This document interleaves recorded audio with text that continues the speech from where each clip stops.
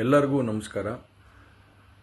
ಮೊದಲನೇದಾಗಿ ನನ್ನ ತಂದೆ ತಾಯಿಗೆ, ತಾತಂಗೆ ಹಾಗೂ ನನ್ನ ಕುಮಾರನಿಗೆ ಮತ್ತು ನಾಡಿನ ಜನತೆಗೆ ಹಾಗೂ ಎಲ್ಲ ನನ್ನ ಕಾರ್ಯಕರ್ತರಿಗೆ ಕ್ಷಮಾಪಣೆ ಕೇಳ್ತಾ, ನಾನು ಫಾರಿನಲ್ಲಿ ಎಲ್ಲಿದ್ದೀನಿ ಅಂತ ಸರಿಯಾಗಿ ಮಾಹಿತಿ ಕೊಡದೇ ಇರೋದಕ್ಕೆ ಇವತ್ತು ಮಾಹಿತಿ ಕೊಡೋದಕ್ಕೆ ಬಂದಿದ್ದೀನಿ. ಏನು 26ನೇ ತಾರೀಕು ಚುನಾವಣೆ ನಡೀತು.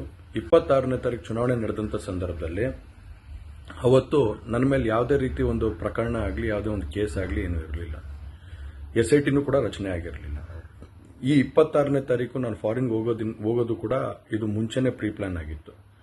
ಹಾಗಾಗಿ ನಾನು ಫಾರಿನ್ಗೆ ಹೊರಟಾದ ಮೇಲೆ 3-4 ದಿನದ ನಂತರ ನಾನು ಯೂಟ್ಯೂಬ್ ನೋಡುವಂಥ ಸಂದರ್ಭದಲ್ಲಿ, ನ್ಯೂಸ್ ಚಾನೆಲ್ ನೋಡುವಂಥ ಸಂದರ್ಭದಲ್ಲಿ ನನಗೆ ಈ ಮಾಹಿತಿ ದೊರಕುವಂಥ ಕೆಲಸ ಆಯಿತು. ಮಾಹಿತಿ ದೊರಕಿದ ಮೇಲೆ ನಂತರ SITನೂ ಕೂಡ ಏನು ಒಂದು ನೋಟಿಸ್ ಕೊಡುವಂಥ ಕೆಲಸ ಮಾಡಿತು. ಆ SIT ನೋಟಿಸ್ಗೂ ಕೂಡ ನಾನು ಎಕ್ಸ್ ಖಾತೆ ಮುಖಾಂತರ ಮತ್ತು ನನ್ನ ಲಾಯರ್ ಮುಖಾಂತರ ನಾನು 7 ದಿನ ಸಮಯ ಅವಕಾಶ ಕೇಳಿದ್ದೆ.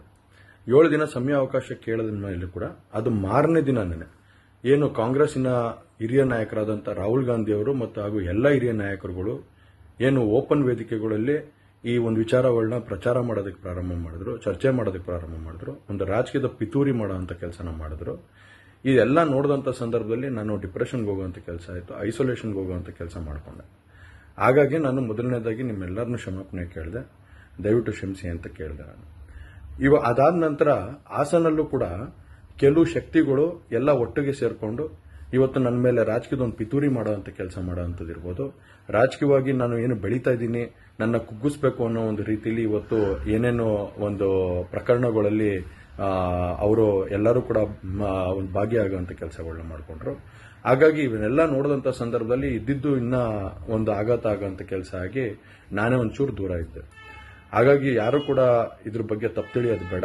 ನಾನೇ ಖುದ್ದಾಗಿ ಶುಕ್ರವಾರ ಏನು 31ನೇ ತಾರೀಕು 10 ಗಂಟೆಗೆ SIT ಮುಖಾಂತರ SIT ಮುಂದೆ ಬಂದು ನಾನು ಸಂಪೂರ್ಣ ಈ ಇನ್ವೆಸ್ಟಿಗೇಷನ್ಗೆ ಸಹಕಾರ ಕೊಡೋ ಮುಖಾಂತರ ನಾನು ಇದಕ್ಕೆ ಸರಿಯಾದ ರೀತಿಯಲ್ಲಿ ಉತ್ತರ ಕೊಡುವಂಥ ಕೆಲಸನ ಮಾಡ್ತೀನಿ.